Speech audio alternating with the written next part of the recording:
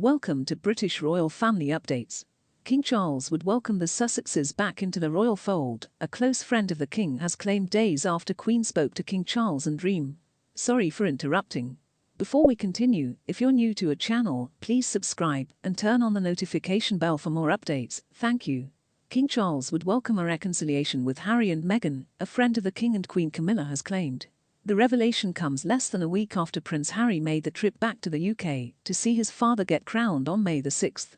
Harry's visit to the UK was brief. The Duke had to jet back to California for his son Prince Archie's birthday, but the King must have appreciated the effort. The Duke was spotted grinning with pride as he joined a 2,000-strong congregation in Westminster Abbey for his father's coronation. But the King will always want to reconcile with his son and Meghan, a friend of Charles and Camilla has told the Daily Beast. The friend said, "The opportunity that was there for Harry to sort this out with the King is gone for now. Of course, Charles would always welcome a reconciliation with Harry and Meghan, he has made that very clear, and his door is always open in that regard." They added, "But now the coronation is done, I think Charles will want to focus on the job of being king, rather than to continue being distracted by Harry and Meghan drama." The Sussexes have drifted apart from the family ever since they stepped away from royal duties in 2020 to start a new life in America. The couple, keen to find their own feet, have pursued a series of media adventures in the US that has seen them break with royal tradition.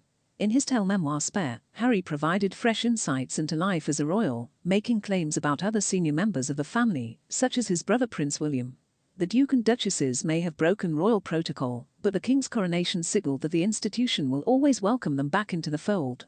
Harry landed in the UK for the coronation on a commercial American Airlines flight 24 hours prior to the event, accompanied by a throng of stunned passengers. He travelled over 5,000 miles to join the rest of the royal family in celebrating his father's big day. The Duke spent around 28 hours in the UK, arriving on Friday evening and leaving for California shortly after the ceremony had concluded to be with son Archie on his 4th birthday. During the event, he played a background role. He sat in the third row at the Westminster Abbey ceremony. The seating arrangement meant the Duke of Kent, the Duke of Gloucester and James, Earl of Wessex, son of the King's brother, the Duke of Edinburgh, were placed on the pew in front of him. Harry wore a suit rather than a ceremonial robe and did not appear on Buckingham Palace's balcony.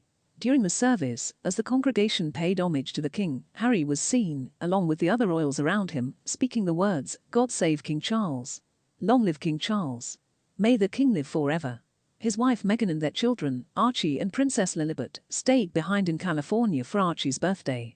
The 38-year-old announced, along with the palace, in April that he would be attending the crowning of his father, the King, and his stepmother, the Queen Consort at the time, at Westminster Abbey. Prince Harry has been praised for attending the coronation, despite his ongoing rift with members of the royal family. The Duke of Sussex played a background role during the event. He sat in the third row at the Westminster Abbey ceremony, wore a suit rather than a ceremonial robe, and did not appear on Buckingham Palace's balcony. He spent around 28 hours in the UK, arriving on Friday evening and leaving for California shortly after the ceremony had concluded to be with son Archie on his 4th birthday. Columnist Bryony Gordon has hailed Harry for showing guts and bravery by attending the coronation, despite his fractured relationship with the royals. Writing in The Telegraph, she hit out at the royal family for its petty move of giving Harry a role akin to a distant relative.